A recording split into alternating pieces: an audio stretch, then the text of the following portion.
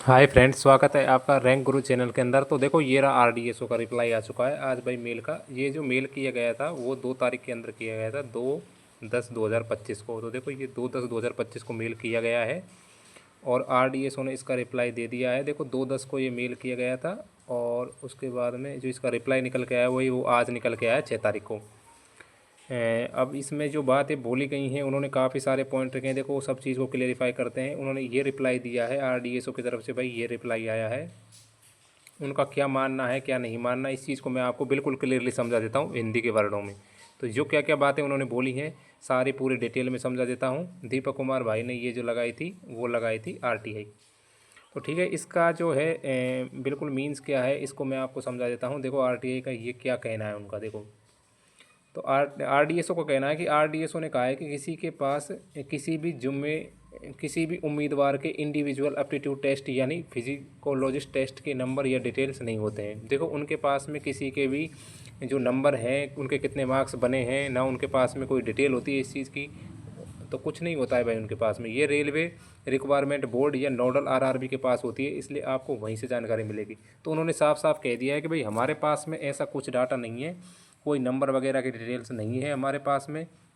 ये आपको nodal RRB और जो है रेलवे रिक्वायरमेंट बोर्ड आरआरबी से ही मिल सकती है। नेक्स्ट हम बात करते हैं 2 नंबर पॉइंट पर। 2 नंबर पॉइंट में क्या रखा है कि दिल्ली हाई कोर्ट के आदेश पर 2013 के अनुसार जो है उन्होंने कहा है कि ये साफ किया गया है कि जो फिजिकोलॉजिकल टेस्ट है, एप्टीट्यूड टेस्ट, वो रेलवे के सुरक्षा वर्ग की मानसिक योग्यता जांचने के लिए होता है। ये ओनली फॉर एक मानसिक योग्यता के लिए ये टेस्ट किया जाता है, यानी कि ये बहुत ज़रूरी टेस्ट है ताकि रेलवे सुरक्षित बन रहे। तो रेलवे को सुरक्षित के लिए भाई ये एप्टीट्यूड टेस्ट किया जाता है, ये तो सभी इस बात को जानते हैं। नेक्स्ट 3rd पॉइंट पर बात अपन करते हैं कि इस टेस्ट के पेपरों का बार बार उपयोग किया जाता है, मतलब एक ही तरह के पेपर आगे भी परीक्षा में इस्तेमाल होते हैं। तो ये जो पेपर होते हैं बार बार इस्तेमाल किए जाते हैं। आप सभी को पता है कि भाई कई सारे एग्ज़ाम डिपार्टमेंटली भी होते हैं, डिपार्टमेंटली के साथ साथ लोको पायलट के, एनटीपीसी वगैरह के, तो काफ़ी सारे ऐसे एग्ज़ाम होते हैं जिनके अंदर ये बार बार परीक्षा कराई जाती है।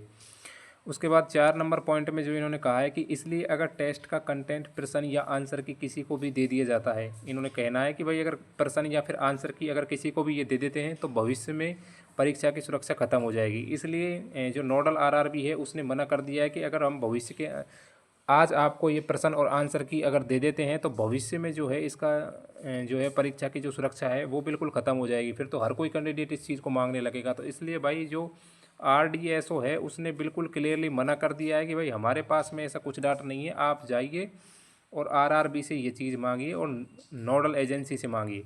हमारे पास में कुछ ऐसा डाटा उपलब्ध नहीं है। जिसका सीधा मतलब जो निकल रहा है वो ये निकल के आ रहा है कि आरडीएसओ ने कहा है कि उनके पास में टी स्कोर या एप्टीट्यूड टेस्ट के कैंडिडेट वाइज शिफ्ट डिटेल नहीं है उनके पास में। उनका मानना है कि भाई कोई भी उनके पास में डिटेल नहीं है।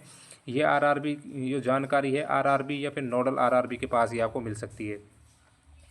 और टेस्ट की कॉपी या फिर आंसर की देना नियमों के खिलाफ है, क्योंकि इसमें भविष्य की परीक्षाएं प्रभावित होंगी। ये उनका मानना है भाई, ये जो है उनका मानना है। इसलिए भाई ये जो है आरडीएसओ ने इस चीज़ का कोई रिप्लाई नहीं दिया है कि वो आंसर की देने से मना कर रहे हैं।